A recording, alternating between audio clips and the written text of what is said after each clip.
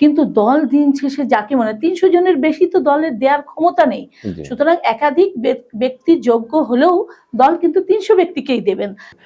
আমি আপনার কাছে প্রশ্ন রাখতে চাই যে যেহেতু আপনিও তো চুয়াডাঙ্গা জেলার এই ১ আসনের সংসদের প্রার্থিতার জন্য আপনিও কিন্তু মনোনয়ন প্রত্যাশী ছিলেন। তো সেক্ষেত্রে জাতীয়তাবাদী দলের যে কেন্দ্রীয় নীতি নির্ধারক যারা আছেন ওনারা যে সিদ্ধান্তটাকে আসলে নিয়েছেন, যিনাকে নমিনেশন দিয়েছেন, এ ব্যাপারে আসলে আপনার মন্তব্য কি?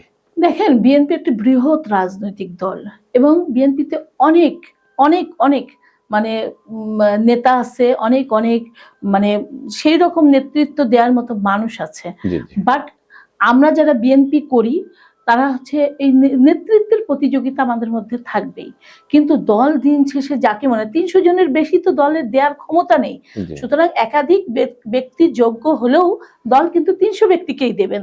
আর ৩০০ ব্যক্তিকে জায়গায় হয়তো মানে কোনো কারণে সে আমার চাইতে একটু বেশি আগে আছে, সেই যার কারণে দল মনে করেছে তাকে মনোনয়ন দেওয়াটা দলের জন্য সুবিধাজনক। আর আমি আমার দৃষ্টি থেকে মনে করি আমার কাছে সবকিছুর ঊর্ধ্বে আমার দল।